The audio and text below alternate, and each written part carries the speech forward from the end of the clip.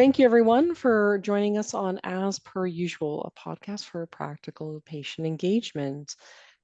Today, we have two great guests who are going to share lots about training in patient engagement. Now, according to our participants in our study, when it comes to learning about patient engagement, a lot of folks learn just by doing it. And there are a few opportunities to learn about it before one has a career. So, how do we help researchers and patient partners to reach their full potential in their engagements? Well, Bryn, as you said, I'm sure that today's guests will have a lot to say about this. But if you're asking me, which you are, here are some of our study participants' ideas about how to create a future state in which academic researchers and patient partners have access to the content knowledge they require to reach their full potential. Key mechanisms include the development of centralized and universally acceptable information repositories, so websites or portals that basically serve as a one-stop shop for all of your patient engagement training, tool, and education needs. These centralized repositories will help address the commonly reported issue of poor indexing of patient engagement educational materials. They'll also reduce redundancies and support uptake of high quality information. Another key mechanism involves integration of education about patient engagement approaches into university curricula, as well as widespread opportunities for patient partners to sit on graduate committees and to interact with trainees in general. In fact, my colleague Annette Schultz and I, along with 6 patient partners who were Roger Stoddard, Delane Linkiewicz, Leslie Norris Singer, Kurt Schreiner, Kathy Smith, and Brenda Andreas actually co-developed and co-taught a graduate level course on approaches to patient engagement and research this past winter. We'll maybe share our experiences with that next season of this podcast. But definitely a key take-home message from our experiences with the course was the synergistic learning opportunities that arose from students having the opportunity to learn about patient engagement through readings, as well as actually getting to regularly interact with patient partners. So to tie everything together, the big picture idea for today is that by creating a state in which academic researchers and patient partners have access to the content knowledge they need to reach their full partnering potential, will not only collectively improve our patient engagement practices, but will also help foster an academic culture in which all viewpoints are valued and patient engagement in research is standard practice. So, without further ado, I would like to introduce our two guests today. Yvonne Pelling is the Patient and Community Engagement Lead, and Annie LeBlanc is the Director of PASSERELLE, which is also known as the Strategy for Patient-Oriented Researches, or as commonly stated, SPOR's National Training Entity. Yvonne, Annie, could you please introduce yourselves to the listeners, including telling us a bit about your patient engagement work? Hi, everybody. My name is Yvonne Pelling, and I am a caregiver and advocate in patient-oriented research. I actually started in this work at the network through Access Open Minds, which was a youth-oriented project looking at service design and policy within youth mental health. And I was a caregiver council member, and I got really involved and started to get really excited about the process of research, that I kind of worked my way through the council. And by a few years later, I was running the council. That got me so excited that I went back to school. So this is where I went back to school to do a master's in education, because I became really interested in the process of engagement. So what I see in engagement is a lot of the what is engagement, and I see a lot of the why of engagement, but not so much of the how of engagement. So this is where I met Annie, and I'll just pass it over to you. Hi, thank you, Yvonne. Hi, everybody. My name is Annie LeBlanc. I'm from Quebec City, hence that big accent. So hopefully this discussion goes well. That's a really good question. How did I came to do this type of work and to do patient engagement research? Many do not know this, but I'm actually a high school teacher. I started in while I was doing my degree in education. I became a caregiver, working through my dad's cancer, and I'm not to give away my age, but that was before internet and before support, and it really came clear it was really difficult to have the right information at the right time, and and be engaged in the care and be engaged in understanding what was happening, and that kind of changed the view of what I was doing and how I was doing things, which kind of led me to go and train, and from and trying to think what we could do in terms of patient educations and helping. And I decided to take time off from teaching to further that road, and it was really from there. Well, it's history. I got further engaged in patient educations, in trying to give patient voices in the context of care, and from there I went on to do a master's and PhD in clinical epidemiology, to find ways to bring the best evidence and the best data that patients actually needed, not what not necessarily what the healthcare system thought was important. That's how I came to working with and for patients and caregivers, and the healthcare setting, to try and change that. So years later, here I am, having worked in both the United States in the United States, which is kind of the patient-centered institutes, and really trying to see how we can best support not only our patients but their loved ones in the communities throughout our research and our work. So it's been an interesting journey across different organizations and institutions to move that work forward. So here it is. Thank you both for coming on, and it's always so fascinating to hear about the different roads that people take and where they take us, but something that seems to be common to both of you, and I know it is your passion for patient engagement, so this is going to be a great conversation, I can just tell. So that said, Yvonne, maybe you could start us off by sharing some more with us about your patient engagement work and what the concept of training and education in patient engagement and research means to you. Yeah, sure, of course. So patient engagement in research is really exciting to me, because for me, research is this vast landscape. And we really have the opportunity as people to all be included. When I first started on a council, I didn't really understand what it was that I was getting involved in. I didn't understand what my place was in there.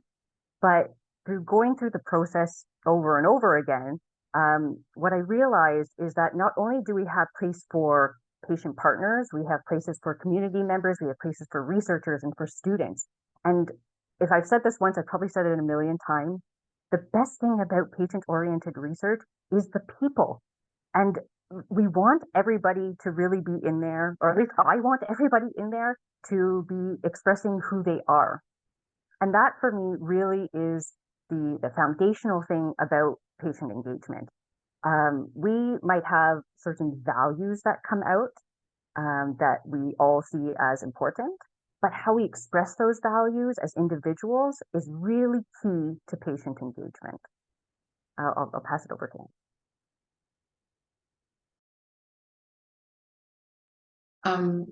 Thank you, Yvonne. It's so important what you just mentioned in terms of values, and in terms of the people that makes a difference. And as we were talking, I was thinking, alone we can go fast, together we can go far.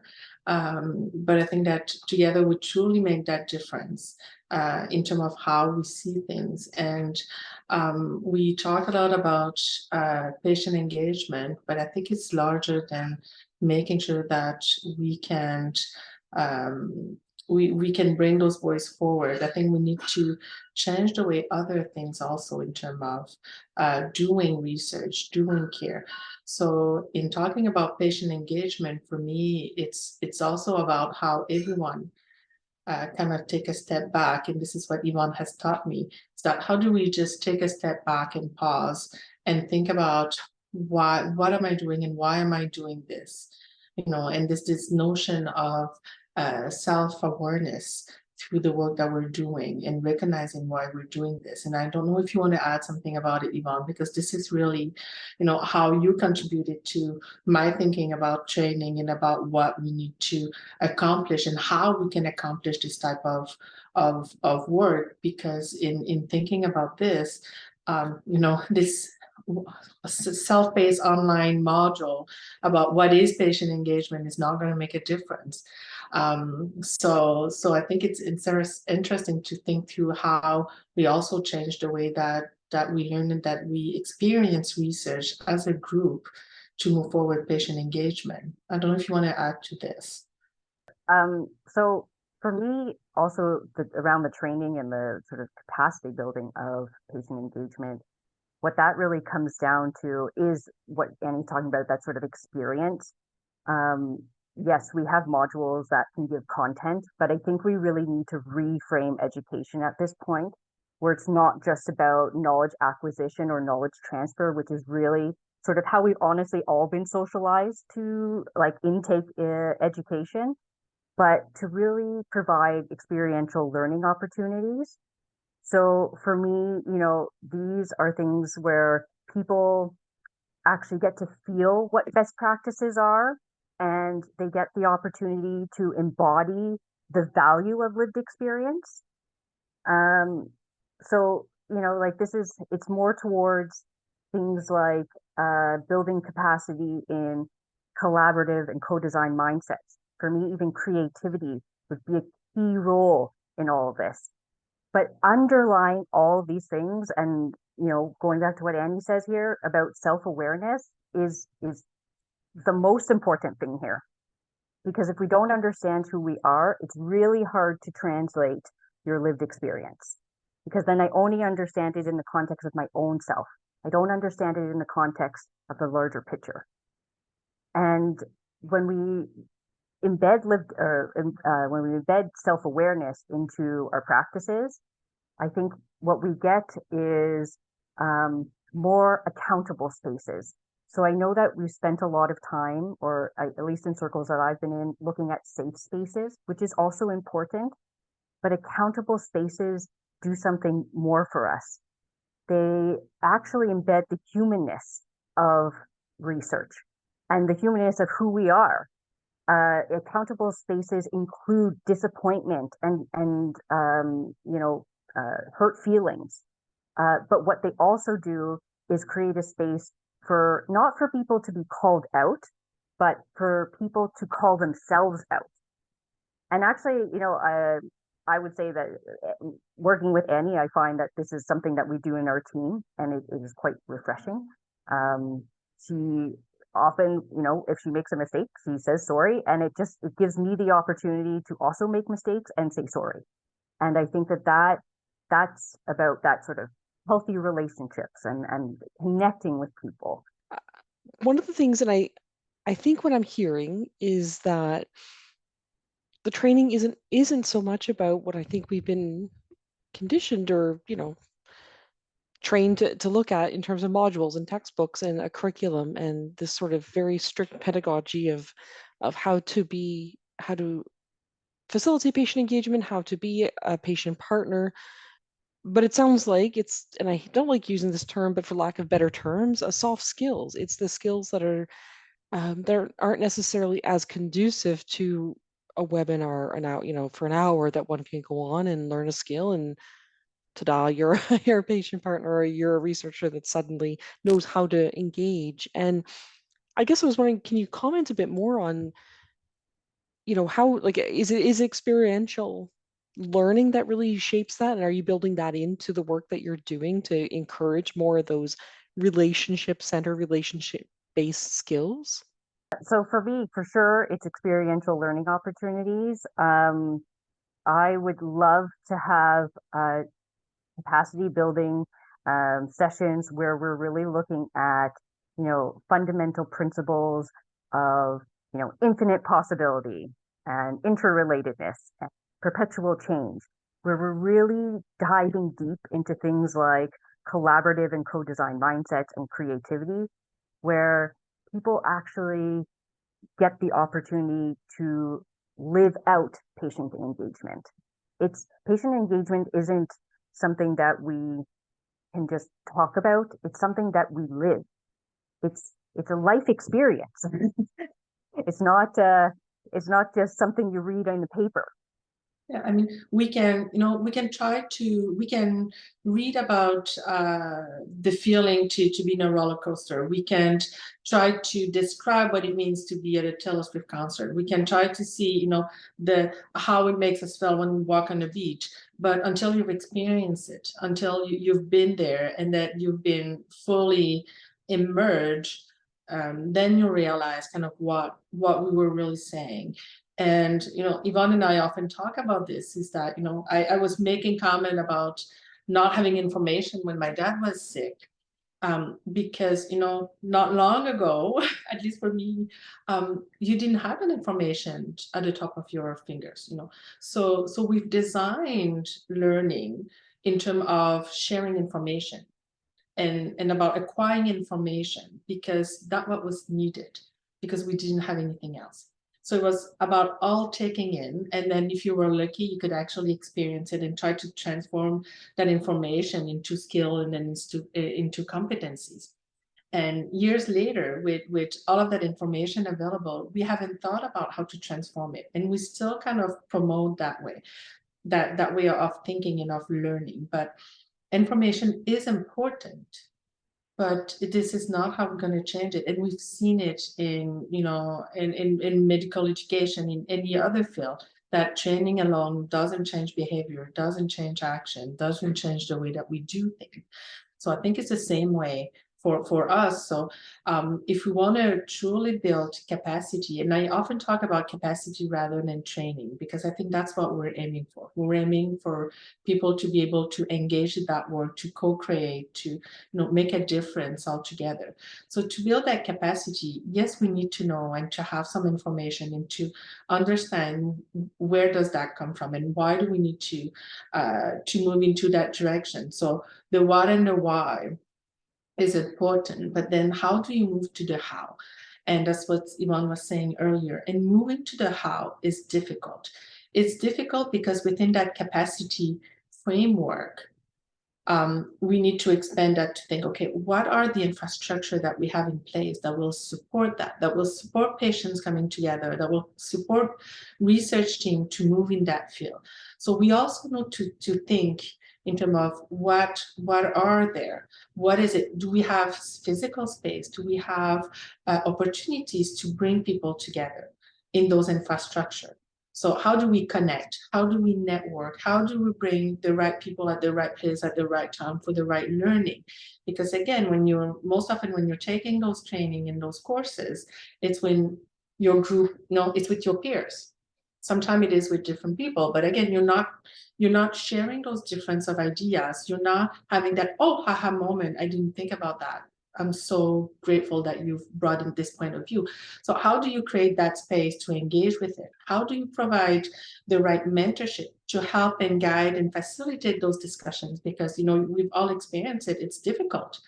It can be, it can be quite challenging at first, both from a patient perspective, but also from a clinician, from a researcher, for a training perspective, to kind of be confronted to all of those different views and opinion and how you bring all of this together. So how do you also think about that mentorship and about that support that we can provide? So we've been really trying to think through, as we want to further help with patient engagement and see how we move forward with the science of patient-oriented research, really to think beyond that notion of training in courses and think through in our environment. How do we build, and Yvonne said it at the beginning, how do we build those relationships? How do we make sure that we all come together, that we have the space, the environment, the financial support, whether we like it or not? It's, we do need resources as well to move projects forward, to move collaborations, to help with patient compensations, with different kind of training, with those environment. I mean, nothing come, unfortunately, I wish nothing come free, but we also need to think through that. And it was actually one fellow, Embreen Serenia, that when we were talking about her about training opportunities, and it's like, what do you see next for trainees? And she says, well, if you do give us fellowship and dollars, it's nice, but it doesn't mean that we know what to do with it. So it can actually become unsettling to see, okay, I need to do this by myself. So again, it's really this multifaceted approach where not one thing is the right answer. Love what you have both shared because it's so eloquently verbalized, something that I've tried to share, but more importantly, I felt.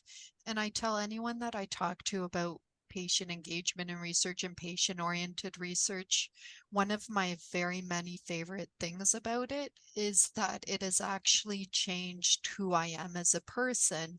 And the way that you both speak at it, it's clicked for me. It's because it's gotten inside of me and changed me, not to be corny, but in my heart and also in my approach to how I approach research and how I do things. And now it's clicked in. The first place that we should perhaps all start together when we're helping. Yes, there's the to-dos. Yes, it's important to understand the processes, but those will not result in meaningful patient engagement until that ability to have empathy, that ability to hold space for others, that ability to not think that, well, I know everything, so I guess I'll ask you, but I do know the answer, so could you hurry it up because I have another question to ask you that I know the answer to. So before you move past that mindset, it won't be meaningful. So the perfect starting point actually is the space where you work together, you interact, you learn how to listen, and you just learn how to be that person that can truly work with others by listening to others and collaboratively trying to find solutions. So that was so beautiful. It touched me. So thanks, guys. So I'm wondering, kind of moving off of that, how do you think we can convince academia that this is really kind of the next step or the way to approach training in engagement? So convinced. I'm not sure you can convince anybody to do anything. But that's actually, I don't think that's something that we have to do. I think it's already coming. I think there's lots of people in this field who want to do this. I think there are people who are up and comers who want to do this. And, I'm not joking when I say that there's space for everybody in research, because I think it's important that there are people who we disagree with and that are people that we don't see eye to eye on, because actually that gives us something to react against and to react for or to. And it gives us a space to actually explore ourselves. I love what you were saying, Anna, that this is something that has sort of changed you, because this is part of that self-awareness thing. Research, like the most exciting thing about research is that we get to come to work every day and say, I wonder what this treatment will do. I wonder how treating this person will change the outcome. I wonder, should we use this new infographic and will it reach more people? And you can also ask, I wonder who I am. I wonder who I am in this space. And then you get to explore that as well. And that, I think, is like one of the greatest things about like this work and actually is what makes this work so meaningful. And when we actually stop to ask ourselves who I am, what posture do I want to take, what is meaningful to me, that's when all that intrinsic motivation comes out. Then you start doing the work because you want to explore something. And if there's anything that I've learned about research, is that once you find out what you want to do, there are so many avenues to go down. Like, it is so incredible. I am so excited about research. I've never really thought about research as, like, this exciting field, but research is this exciting field. And just sort of to your point of, like, it's highly relational, it is highly relational. And that, like, that's where we get, like, all the next steps. And I love what you just said, because you said, I love research. I never thought, I could do this. I'm loving this. So bridging back to one of your previous comments, Anna, about, how do we integrate that in academics? I think it needs to we need to talk about research from an early onset. I think it needs to even start at elementary, at high school, because it is about discovering the joy of working together and solving an issue. Because for too long it's been about research, and here's they're going to give us the evidence, and we don't know, and we can change, and should I be vaccinated or not, and why? And so there's just so many questions, and we never think about general health literacy and numeracy. So how do we, from the get-go, from an early childhood, are being involved in thinking through how we want to change things, and how our voice, whether we're in elementary and high school, whether we're a patient before we're whether we're a healthcare provider or growing up to become researchers, if we learn to have a voice, and we learn to share what we think, and to work together, and to say that we together can make a difference, it can happen. And so I think it needs to be, because it's weird. You get through high school, we get through college, and sometimes university, and you're being told that you need to be right. You're being told that here's a science fact, and here's and you can't do research if you're not a researcher, and it needs to be done this way, and here are the rules, and then you're not. Suddenly you're being told, oh no, bring everyone on board, take your time, you need to find that space. So it's this, it's it's hard, and we've seen it with many patients. Well, I don't know what to say. I've never been asked what I thought. I've never been asked to be part of this type of discussion. So we need to change the way we think about research and care early on. So when you're talking about, so that's always my my take on, we need to be more involved early on. And in terms of integrating into medical school and graduate school, this is my 2 cents on this. But when we're having all of these add-on, and that unfortunately this is what we're seeing in most of the institutions, and oh, by the way, here's this new thing called patient-oriented research and patient engagement. We're going to give you this one course about it, but the rest is going to stay the same way it's been for the past 15 or 20 years. So it needs to stop being an add-on. And we need to start thinking about it in everyday course, in every way that we're doing our classes, the way we think, the way that we engage with knowledge. So how we bring the principles of patient engagement and patient-oriented research in all of our course, in all of the curriculum, so that it's not about doing patient-oriented research or not, but it's about engaging from the beginning into finding ways to do the best research for those for which the research matters. And not only, I always say that in the best of worlds, patient-oriented research doesn't even exist, because it is the norm. It is the way that we're doing things. So we don't have to call it out and say, here's two credits or 3 credits, because it's been embedded into the way that we've been doing things for so long. But this is me being a little bit. No, I was going to ask you about the education, actually, as the next step, because it's one of the things that has occurred to me, is that certainly there's been struggles in, and I think to Yvonne's point, we're getting better. It's less of a convincing that we have to do, that it is more, there are more folks, critical mass, that wants to do it. They're just there's other barriers perhaps we have to take down for them that they feel these constraints. Like you said, it's one course, that they have all these other kind of courses that they need to take care of, and it becomes this very mechanical thing. And maybe it's touching back on some of what Yvonne has said about creativity and collaboration. I see, for example, in some med schools, they teach improv to improve communication. Do we need to go that outside the box to really encourage these kinds of skill building in graduate and medical school, and also trying to address ahead of time some of the barriers perhaps we can anticipate, having gone through some of this education, these pathways ourselves. So I would argue actually it's not that outside the box. Collaborative mindsets are what we do every day. So to teach it is not outside the box. Same with co-design mindsets or future thinking mindsets. These things to me are just regular run-of-the-mill skills that we need in order to do this work.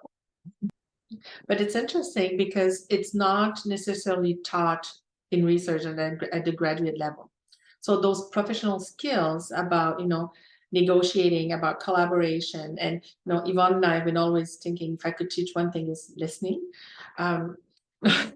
Because it's what it is. And now you've said it yourself. We're prompting the next questions and want to have our point across, and we're already thinking about what we're going to say next, not taking that time to listen. But those are taught in other curriculum, so why not in the graduate studies? Why not in research, to make sure that not only are we helping researchers and trainees become the best that they could in terms of competencies, of research competencies, but also in terms of professional and human competencies, and how do we grow human, kind and careful researchers? And I guess that's kind of what I was wondering, was that because I see a lot of great work and that we've all at this table have done, a lot of our colleagues, in terms of putting out different rubrics and different curricula to encourage what we feel would be a positive, meaningful patient engagement. But now listening to, and I agree with everything that both of you were saying, have we been going about it wrong in terms of training up into this point? Maybe, I mean, maybe that's more of myself rather than yourselves, because it sounds like you very much are, advancing some of these, perhaps what might come across as novel in terms of an approach to pedagogy, to inpatient engagement.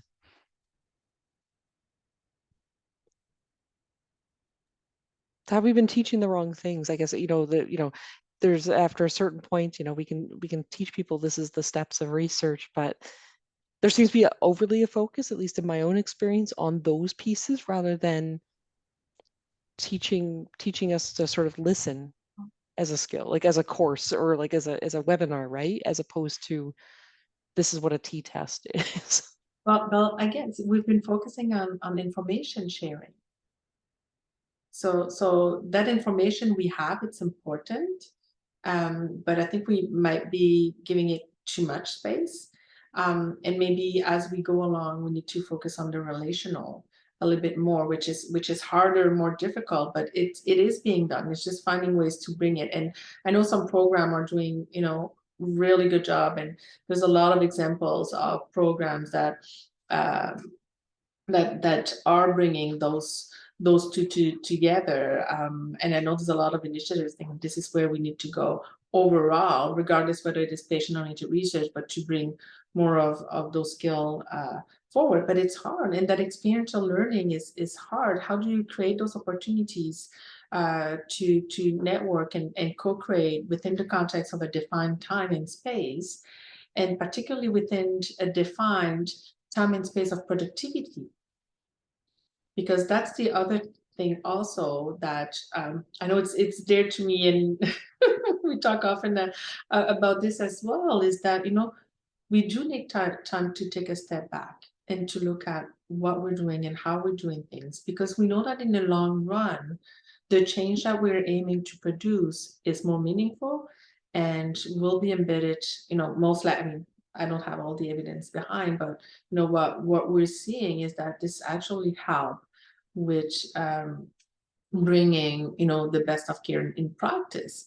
But it takes that to gain that to gain this, we need to spend time ahead, prior to this. So I'm tenure. So whether I take, I'm, I'm tenure. So whether it takes me 3 years to 4 years to finish a study, I've taken my time. We've engaged. It's meaningful. The work that we do is going to be embedded. The practice is going to remain there. So in the long run, we know that we made a difference. But for trainees or career investigators, which they're talking about how many papers, publications, grants do you have, what has been your productivity, this is counterintuitive. So how do we not only work, because we've been talking about training, but again, if we go back to that capacity, we also need to recognize as decision makers, as funders, as evaluator of the quality of the work, that impacts matter more than numbers. And that's also a big change that is going to be very helpful in thinking through that the way that we engage patients and the way that we do this type of research. And I think that that's actually at the heart of training, because I don't know if you've experienced it, and I know you're in that space as well, but it's hard because you want to do this work, but then you've got this pressure of faster, quicker, right now. So how do we counter that, and how do we support that, building that capacity and that training that takes for account impact and meaning? So I don't know what your thought. I'd love to hear your thoughts around that, because whether we like it or not, it's a reality in which we live in. In terms of training that we've done to date, and maybe particularly around patients, is part of it, especially with the knowledge transfer, is that what it's done is it's given us a really good safety net, because we understand what patients are being told. And by doing that, what we get reflected back to us is the narrative that we want to hear. And the problem with that is that we're really trying, maybe not intentionally, but what we've done is we're controlling the narrative. And the problem with control is that it is the enemy of connection. And in order for us to truly connect, we need to bust that wide open. So if we want to look at training and capacity building, we really need a new way of doing it so that we can connect. I found this really, really interesting, and it's been stuff that I've been reflecting on myself as an early career researcher. And for what it's worth, something that I have found has been very helpful, and it's been as a result of really engaging with patients and caregivers, is that in my experience, most patients and caregivers are super happy. They're proud of you. You got your manuscript, like, hooray for you. But then they push you beyond that, because a lot of them, like, they enjoy the thinking and the design aspect, but what they want to see is change. And they want to see change that will be long-standing and also meaningful to people's lives. So yes, maybe sometimes engagement, it does stretch out your timelines. But if you think about it right, if you engage the right people from the very beginning about designing your study and how you're approaching things, what you maybe are taking up more time with, what you get at the end is something that, again, I haven't evaluated it, Annie, but from my own personal experience, the output is more likely to be something that is long lasting, that is meaningful, and it does make a difference to people's lives. So I think too, like you said, if we start to look at potential impact and actual impacts and weigh that a bit further or more, then I think that will also encourage people. And I'm sure that a researcher that partners and they see that for themselves too, they won't go back to doing things the other way. You can't. I mean, as a researcher, and this is my personal experience. I mean, We conducted this 5-year study at Mayo, looking at trying to engage patients and clinicians across primary care practice in Canada. We've struggled. We struggled with diabetes. It's supposed to be, there's patients everywhere. It was really difficult to engage with them, and we resulted with we aimed for 600 patients, and we had less than 200 in 5-year study, and it was really, really hard.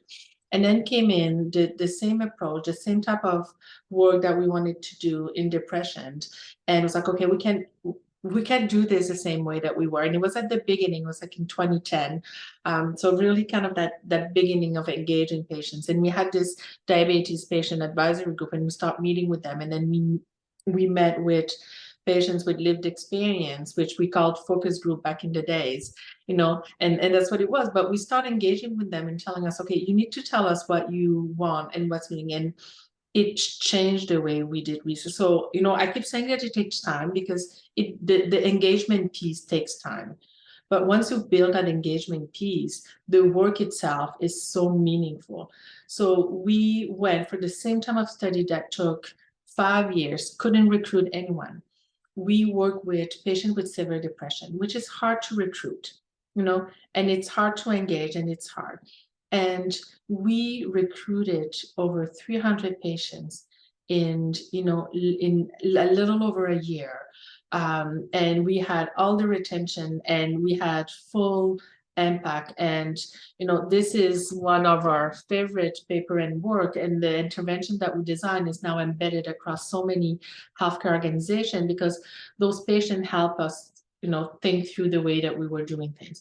If we talk about depression, it's not going to mean anything to me. You need to talk about the way that I feel, about what I'm. So they really helped us shape, the way that we were thinking about recruitment, the way that we were thinking in terms of our intervention, the way that we were looking at the surveys, and so on and so forth. And we're in context of training, not of research, but I do want to point out that the value of what they can bring is so meaningful. So it took longer from that engagement perspective, but once we got into conducting the study, we gained so many years and so much more impact from there. So I think that this is where people might see the hurdle from a researcher perspective, is that notion of, we keep telling people that it takes time, but when you build those meaningful relationships, then the work is worth it. And once you have those relationships, you just keep going. So it's such a small investment for everything that it has to offer. So yeah, so I just wanted to No, that's great. about how it takes time, but the reality is the difference has that to. it makes. I mean, it's just phenomenal. Yeah, it has to. But I mean, it's so vital, and relationships don't operate on a schedule. They have to take the time, that you have to give them the space to breathe and to really develop. And no, it's an excellent point, Annie. And I guess to kind of, moving, thinking ahead, moving forward, how does one then, and this may be particularly challenging given some of the things we've talked about today, but how does one, or what would be one action from each of you that we could do moving forward to encourage a more positive, more meaningful capacity building or training in patient engagement? Well, for me, always it's take time, like take your time and actually just stop what you're doing. Take 10 minutes every day and write down who you are, why you're here, and how your actions today have either furthered you towards that or have pulled you away from it. And if you did that every day for 10 minutes, I bet what you do in patient-oriented research would change. And if you're doing that and everybody else is doing that, then we will all change. I was going to say, there's almost nothing to add to this, but more from a pragmatic perspective.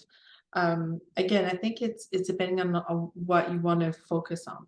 So like we said, information is important. And I know you were talking at the beginning about having a repository and one-time shop place.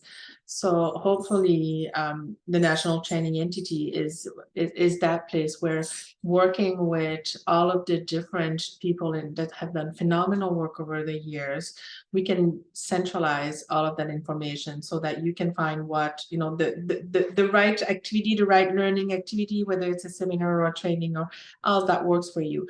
So I think in terms of that, there's still the importance of that learning piece. And that learning piece then needs to be follow up with different opportunities. And this is where we need to think through as to what those different, the how, as Yvonne was saying. So maybe it's less about training, but more about an onboarding. This onboarding process where you can't tell people to go from A to Z right away. So it needs to be about raising awareness. It needs to be about finding ways that to have that meaningful engagement, is thinking through activities with your group in terms of, do we have that space? Who do we need to connect with? How do we have conversations over a period of time? So it's more in those different type of activities. And maybe and this is one of the projects that Yvonne is leading with PASSERELLE, is this onboarding. What does it mean for everyone to onboard in patient-oriented research? And what it means is sometimes it's that reflection, sometimes it's information, sometimes it's tool and resources to help you through some elements. Sometimes it's finding ways for researchers to change the way that you're doing your research, because it's one thing to have patient involved, it's another thing to change your study design, but supporting them in doing so, supporting people to have conversations. Supporting them physically. Do our patient partners have computer, Wi-Fi, different access? So again, I think there's ways that we can think together about those different cues, and then for each of those cues, helping and supporting. As for PASSERELLE, like I said, we've got these trainings, but working also with those group in meeting both, well, not both, but patient trainees and researcher where they are at, and making sure that with all of these different resources that we have, finding the right one for that right person.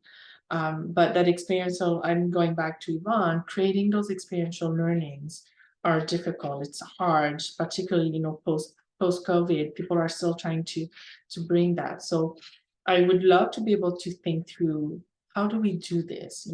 Is it more online meeting where we create those communities of practice, or is it more at a smaller level in practice?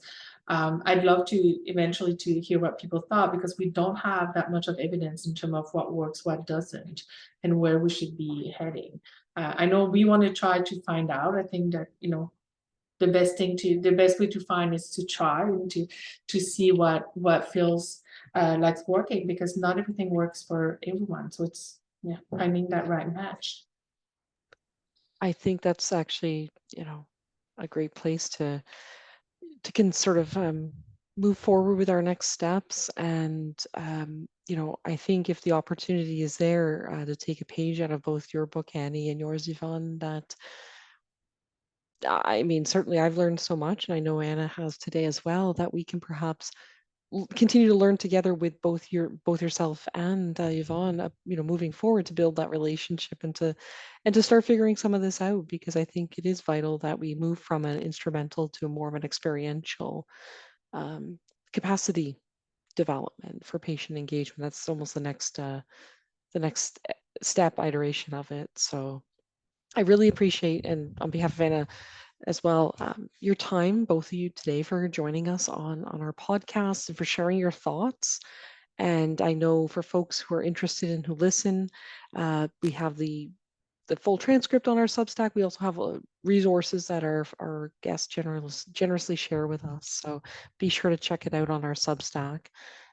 We also have the audio recordings on Spotify and on Apple, and we have this on YouTube with some closed captioning as well. So whichever way you'd like to take in this wonderful knowledge that's been shared with us today, there's a few avenues for you. And if you have any questions about anything you've heard today or in previous episodes, you can contact Anna. Anna.asperusual@gmail.com, and myself is bryn.asperusual@gmail.com. So again, thank you both very much, Yvonne and Annie, for joining us today and sharing your expertise and let's all keep moving forward together to build that world of wonder and make patient engagement and research the standard or as per usual. So thanks very much.